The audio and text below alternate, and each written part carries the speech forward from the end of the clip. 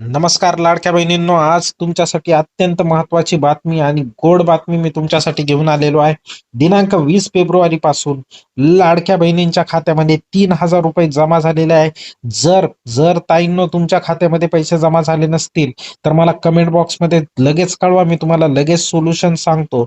आणि हे 3,000 रुपये तुम्हाला कसे मिळतील ते देखील मी तुम्हाला कमेंट बॉक्समध्ये कमेंट केल्यानंतर सांगणार आहे. तुमचा जिल्हा देखील मला कमेंट करा.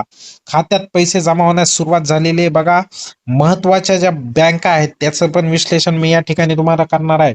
19वा आणि 20वा हप्ता एकूण 3,000 रुपये त्या ठिकाणी अशा पद्धतीने जमा होणार आहेत आणि ते जमा झालेले आहेत 20 तारखेपासून. ओके. 18व्या हप्त्यानंतर आता थेट डबल धमाका त्या ठिकाणचे लाडक्या बहिणींना बघायला मिळतोय. आता बघा, 1,500 नव्हे तर थेट 3,000 रुपये. तर ते कसे? जानेवारीचा 19वा हप्ता, फेब्रुवारीचा 20वा हप्ता अशी घोषणा मुख्यमंत्र्यांनी केलेली आहे आणि एकूण लाभ 3,000 रुपये लाडक्या बहिणींच्या खात्यामध्ये जमा होण्यास सुरुवात झालेली आहे. अर्थसंकल्पीय अधिवेशनापूर्वी तुम्हाला मोठी भेट मिळणार आहे. आज तारीख किती आहे? हा तुम्ही व्हिडिओ कधी बघताय मला नक्की सांगा, आणि तुमच्या खात्यात अद्यापर्यंत पैसे आले नसतील तर मला सांगा. त्या ठिकाणी आपण त्यावर सोल्युशन काढूयात. आता या 12 बँकांमध्ये पैसा जमा होण्यास सुरुवात झालेली बघा. State bank of India, bank of Maharashtra, bank of Baroda, HDFC bank, central bank of India, bank of India, Punjab national bank, Canara bank, Indian overseas bank, UCO bank, Indian bank आणि पंजाब अँड सिंध बँक. आता तुमचं खातं यापैकी कोणत्या बँकेत आहे हा महत्वाचा प्रश्न आहे. कारण हे खात्यात जर तुमचे पैसे नसेल तर कदाचित तुमचे पैसे येणार, पण कदाचित तो पैसे यायला त्या ठिकाणी उशीर लागेल. अर्थसंकल्पीय अधिवेशनापूर्वी तुम्हाला मोठी त्या ठिकाणी भेट महाराष्ट्र शासनाच्या वतीने त्या ठिकाणी देण्यात येत आहे बघा. पोस्ट पेमेंट बँक IPPB ग्राहकांसाठी महत्वाची सूचना आहे. तांत्रिक अडचण अशी आहे की तांत्रिक अडचण अशी आहे की SMS यायला त्या ठिकाणी प्रॉब्लेम होतोय. SMS येणार नाही का? सर्व्हरच्या समस्येमुळे पैसे जमा झाले तर मेसेज मिळणार नाहीये. पोस्ट ऑफिसमध्ये जाऊन तुम्हाला चौकशी करावी लागेल किंवा पासबुक प्रिंट करून त्या ठिकाणी घ्या. घाबरून जाऊ नका, पोस्ट बँकेतही पैसा जमा होत आहेत. त्यामुळे लाडक्या बहिणींनो, तुमचे पैसे हे नक्कीच तुमच्या खात्यामध्ये सरकारद्वारे त्या ठिकाणी जमा होतील. आता बघा, आज कोणत्या जिल्ह्यात पैसे जमा होत आहेत बघा. वाशिम, छत्रपती संभाजीनगर असेल, ठाणे असेल, सातारा असेल, सिंधुदुर्ग असेल, बीड असेल, धाराशिव असेल, या ठिकाणी पैसे जमा होण्यास सुरुवात झालेली आहे. तर छोट्या लोकसंख्येच्या जिल्ह्यापासून आपण सुरुवात या ठिकाणी केलेली होती. आणि अशा पद्धतीने तुम्ही हा व्हिडिओ कोणत्या जिल्ह्यातून बघताय मला नक्की कळवा, म्हणजे मलाही कळेल तुमचे पैसे तुमच्या खात्यात जमा झालेत किंवा नाही झाले किंवा काय प्रॉब्लेम आहे ते तिथे मला कमेंट बॉक्स मध्ये कळवा. आता 19व्या निधी हप्त्याचा निधी कमी आहे बरं का. मागील हप्ते किती होते? 700 कोटी प्लस.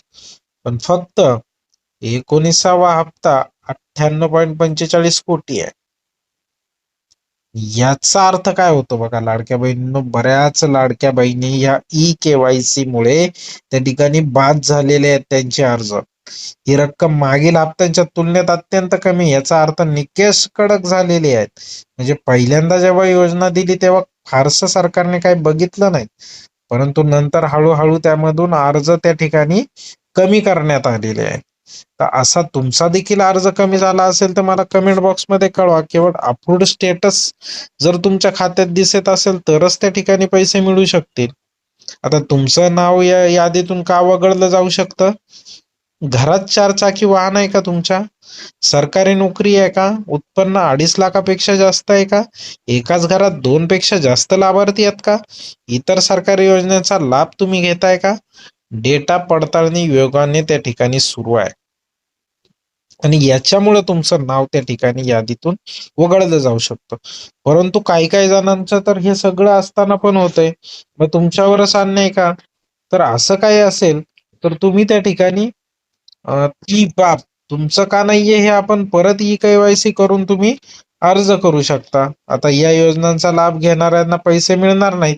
जर तुम्ही नमो शेतकरी सन्मान योजनेचे पैसे घेत असाल, PM किसान सन्मान योजनेचे पैसे घेत असाल, संजय गांधी निराधार योजना, श्रावण बाळ पेन्शन योजना, तर मग लाडकी बहीण योजनेचा निधी हस्तांतरित तुमच्या खात्यात होणार नाही. कारण तर आधार कार्डला सर्व डाटा लिंक आहे. त्यामुळे ह्या योजनेमध्ये जर तुम्हाला कोणत्या तरी एकाच योजनेचा लाभ सरकार देतं, सगळ्या योजनांचा एकाच वेळेस दुहेरी लाभ घेता येणार नाही, असं त्या ठिकाणी शासनाचा जी आर आहे. आणि त्या जी ला अनुषंगाने कोणालाही डबल लाभ त्या ठिकाणी मिळणार नाहीये. आता लाभार्थी यादी कुठे पाहाल? ठीक आहे. कॉन्फिडेन्शियल म्हणजे काय? ही यादी सार्वजनिकरित्या उपलब्ध नाहीये बरं का, लाभार्थी यादी.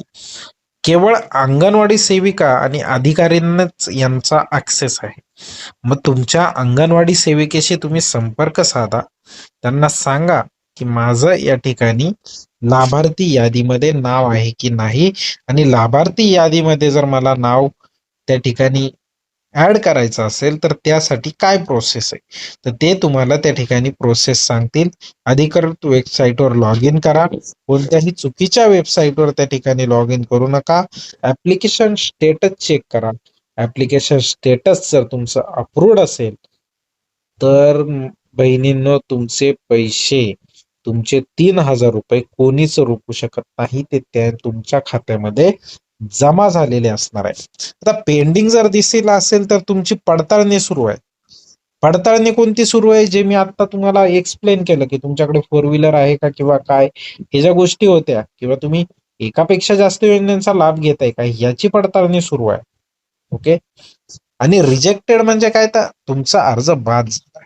पण तुमचा अर्ज जर बाद झाला असेल तर त्यासाठी मी तुमच्यासाठी एक डेडिकेटेड व्हिडिओ बनेल. जर तुम्हाला तो व्हिडिओ पाहिजे असेल तर मला कमेंट बॉक्समध्ये तसंच सांगा, तसं मेन्शन करा की आम्हाला रिजेक्टेड या टॉपिकवर व्हिडिओ हवाय, आणि मी तो लवकरच व्हिडिओ तुमच्यासाठी घेऊन येईल. लाडक्या बहिणींनो, आशा करतो की तुमच्या सर्वांच्या खात्यामध्ये 3,000 रुपये त्या ठिकाणी लवकरात लवकर जमा होईल. ज्याही बहिणींचे 3,000 रुपये जमा झाले असतील त्यांना माझ्याकडून शुभेच्छा. या व्हिडिओमध्ये थांबतो. जय हिंद, जय महाराष्ट्र. धन्यवाद.